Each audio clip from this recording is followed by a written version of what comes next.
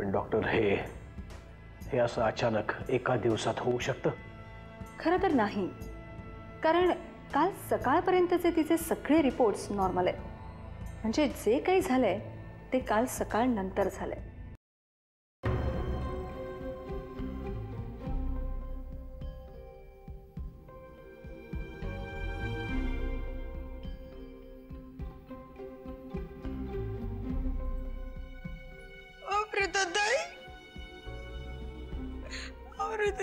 काय झालंय? मला वाटलं होतं माझ्या नाही निधन तुमच्या पोराला माझ्या अंगा कांद्यावर खेळवी, पण तेही नशिबात नाही. माझ्या बाबतीत जे झालं अगदी तसंच तुमच्या बाबतीत कसं काय उघडलं? अमृताताई, तुमचं दुःख आहे ना फक्त मी समजू शकते. बघा, मला कळतंय एक एक दिवस ढकलणं किती अवघड जात असणार आहे तुमच्यासाठी. नवऱ्याला जाऊन 1 वर्ष नाही झालं, तेवढ्यात पोटचा गोळा पण गिरवून नेला हो तुमचा नशिबाने. सुगंधा, काय बोलतेस कळतंय का तुला? मी फक्त अमृताताईचं दुःख वाटून घ्यायला आले होते.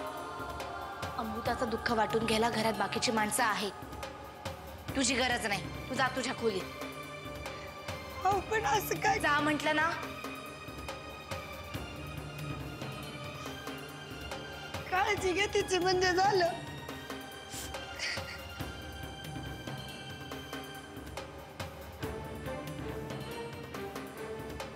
अमृता, जानकी अगं, आणि माझं दुःख सारखं आहे म्हणून कदाचित न राहून तिला रडू आलं असेल. दुःख व्यक्त करताना सुद्धा वेळ आणि काळाचं भान ठेवावं लागतं माणसाला. तू नको लक्ष देऊस.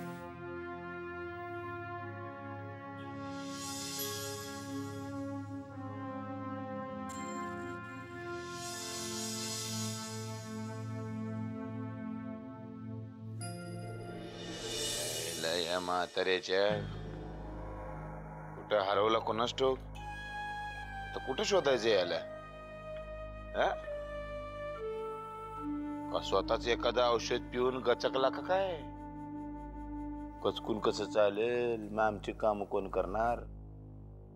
म्हाताऱ्या ये रे. तुम्ही माझी आठवण काढली म्हणा परशु शेठ. अरे बाबा, हे काय एंट्री करायची पद्धत झाली होय का? एखादा माणूस गचकला असता, वर गेला असता. हा, काय काळजी करू नका, मी असल्यावर तुम्हाला काही होऊ देणार नाही बघा. अरे लेका, माणसं मारायचं औषध बनवतो तू, माणसं जिवंत करायचं औषध नाही बनवत. आता माणसाला पुण्यांदा जिवंत करायला देवाला बी जमलं नाही, म्हणून आपण फक्त माणसं मारायची काम करायचे. अरे तू तर यमाचा बाप वाटायला लागलास मला. मला एक सांग, कुठं होता तेवढे दिवस? हा, माफ करा साहेब, एक दुसऱ्याच कामाला गेलो होतो दुसऱ्या गावात. काय तिथं आणि बायकांच्या पोटातली पोरं मारायची होती काय? ही अशी काम आपण कवचित करतो, आणि ते बी तुमच्यासारखा अगदी दिलदार माणूस असेल तरच. आता हे मला सांगा की माझी आठवण का काढली तुम्ही? काही नवीन औषध बनवून पाहिजे काय?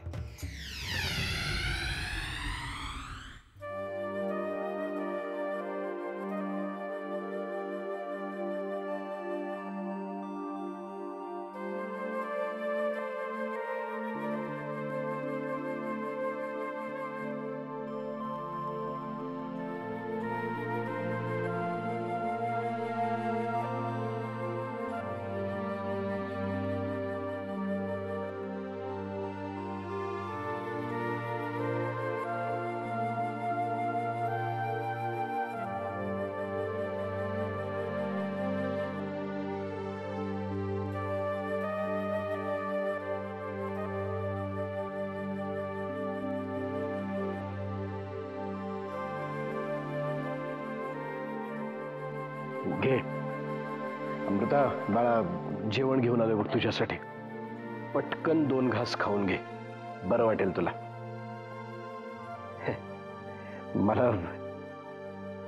मला लक्षात आलं काय झालंय ते. बरेच दिवसात आपण कुठे बाहेर गेलो नाही. म्हणजे या कामाच्या धबडग्यात वेळच झाला नाही. पण आपण आज नक्की प्रॉमिस, आज तू मी जानकी आपण लॉंग ड्राईव्हला जाऊया. मस्त मजा करूया, मस्ती करूया, आईस्क्रीम खाऊया, धमाल करूया. पण त्याआधी पटकन हे 2 घास खाऊन घेऊया. पटकन खाऊन घेऊया. आणि अमृता 2 घास खाऊन घे.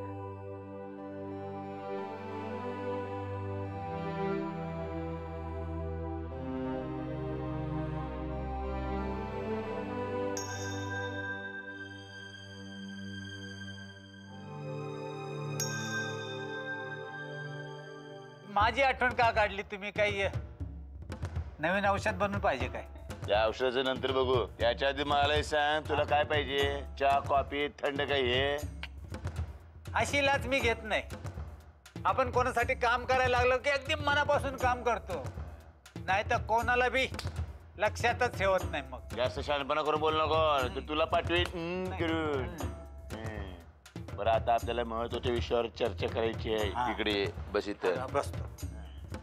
हा, ती महत्वाचं बोलायच्या आधी मला हे सांगा, जे मी औषध बनवून दिलं होतं तुम्हाला आधी, त्याचं काय झालं की नाही पुढं? लपडे झालं. म्हणजे कसं आहे माहितीये, वहिनीला देण्यासाठी घेऊन गेलो तो, पुतणीने घेतलं रे ते. हा, पण त्यात एवढं वाईट काय वाटून घ्यायचं? मग आपण एकदा वाईट करायला सुरुवात केली की शेवटपर्यंत वाईट करायचं. हा, तुम्ही काळजी करू नका, मी दुसऱ्यांदा औषध बनवून देतो. पण ते काम उरकून घ्या. नाही, ते उरकू. आता त्यांना मला वाईटाचा मोठा नवीन अध्याय सुरू करायचा आहे. बाबो, करा की, मी आहे की तुमच्या बरोबर. तू पाहिजे बाबा. तुझ्या सपोर्ट शिवाय काय बी करू शकत नाही मी. आदेश द्या. आदेश देऊ? द्या. देतो आदेश.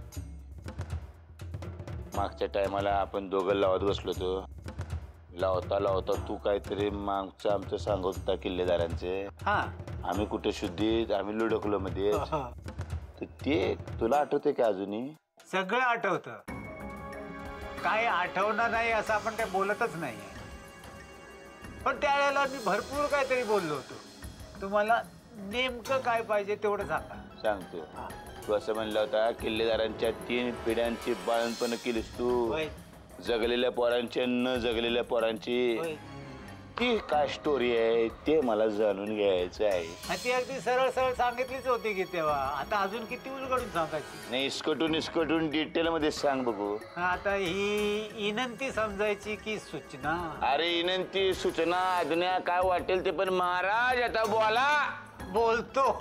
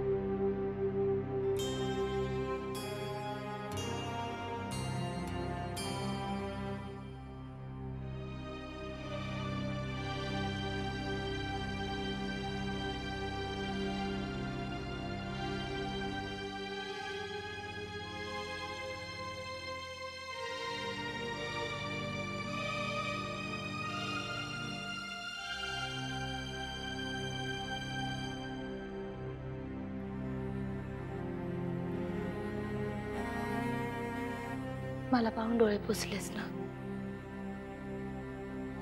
नको पुसूस, रडून घे.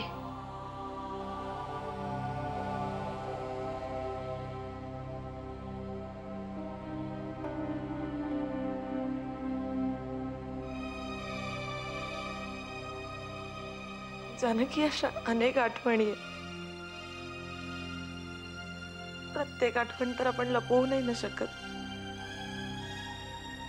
जेवढं शक्य आहे ना तेवढं करायचं.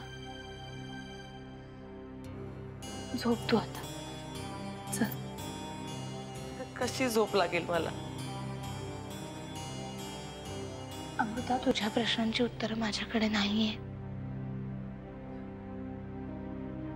कोणाकडेच नाहीये. तुला झोप म्हटलं ना, उद्या सकाळी डॉक्टरांनी बोलवलंय तपासायला. हवं तर तिकडून मी तुला युगंधराबाईंकडे सोडते आणि तशीच घरी परत येते. जानकी, अजून किती दुःख कवटाळत बसायची ग मी. आधी आई, मग आर्यन, त्यानंतर सुमित्रा काकू आणि आता माझं स्वतःचं बाळ.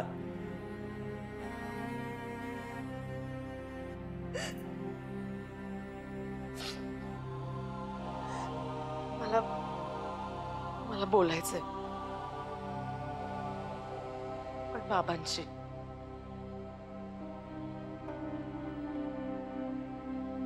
बोल तू. मी सांगते यांना.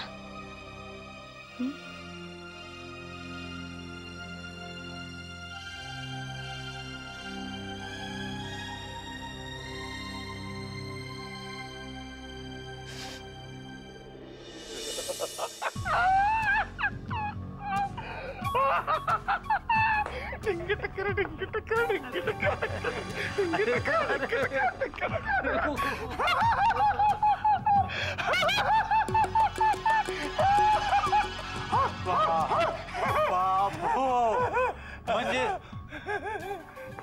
परशुशेठ, तुमच्यासाठी एवढी महत्वाची बातमी होती म्हणायची तर? अरे बाबा, तू खूप आधी वर्षांनी भेटला पाहिजे आधी तुम्हाला.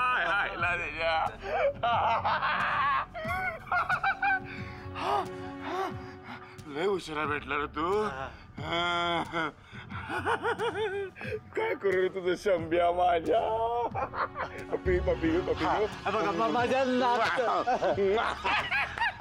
माझ्या नातवासारखा अजून एक घ्या. मायला लय आनंद झाला मला आल्या का. बर आता मला एक सांगायचं. काय म्हणजे हे जे काय तू मला सांगितलं की नाही, हे किल्लेदारांच्या कुटुंबियाच्या सर्व लोकांसमोर सांगायला तयार आहेस तू? का नाही सांगणार? मला वाटतं कदाचित हे सांगण्यासाठीच मी इतके वर्ष आयुष्य जगलोय. आता तुम्ही म्हणत असाल तर चावडीवर उभा राहून रमावतीच्या लोकांसमोर ही बातमी माईक वर सांगतो सगळ्यांना. नाही, एवढं काय करायची गरज नाही. फक्त किल्लेदारांच्या समोर बोललास ना तर खूप झालं. त्या म्हातारीवर बऱ्याच वर्षांपासूनचा सूड उगवायचा आहे मला. मायला त्या बाई, आता बघच तू हा परशुराम किल्लेदार काय करतो तुझं ते.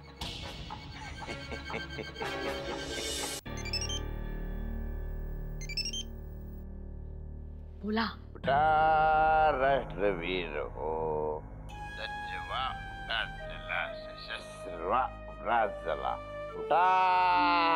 भाऊजी, काय चाललंय तुमचं? कामाचं बोला पटकन. I am sorry.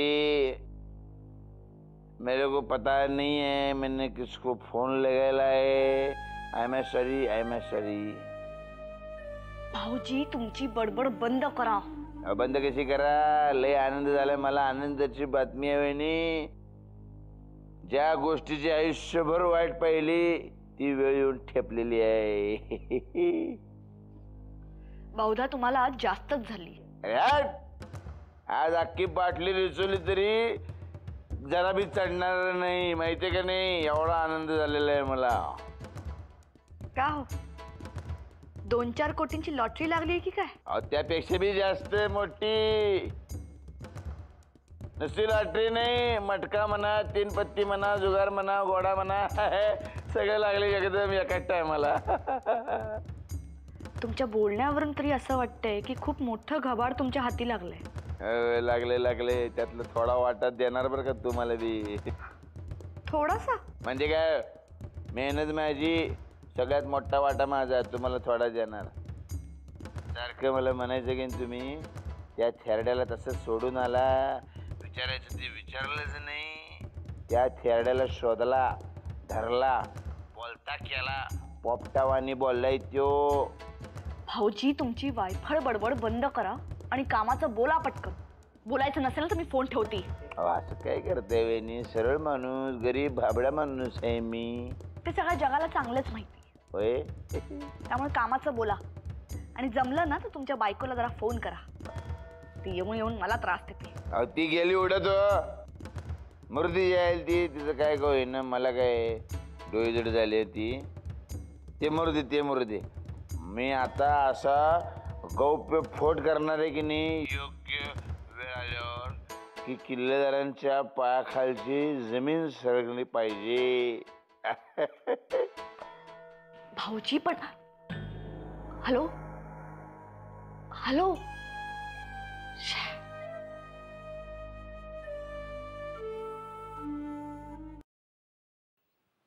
काय झालं अमृता, असं अचानक बोलावून का घेतलंस? जानकी म्हणाली तुला काहीतरी बोलायचंय माझ्याशी. हो, मला खूप बोलायचंय तुमच्याशी, पण डोळ्यात पाण्याचा एकही थेंब न आणता. असं करू नकोस बाळा. तू कितीही रडलीस तरी मी तुला थांबवणार नाही. मोकळी हो. तुला जे बोलायचंय ते बोल. इथून पुढे कोणीही माझ्यासाठी काहीही करायची गरज नाहीये. जे काय करायचंय ते मलाच करावं लागणार आहे. आणि त्यातली पहिली गोष्ट म्हणजे उद्यापासून रडणं बंद. कारण जोपर्यंत डोळ्यातून येणारे अश्रू थांबणार नाहीत तोपर्यंत मनात दाटून येणाऱ्या आठवणी थांबणार नाहीत.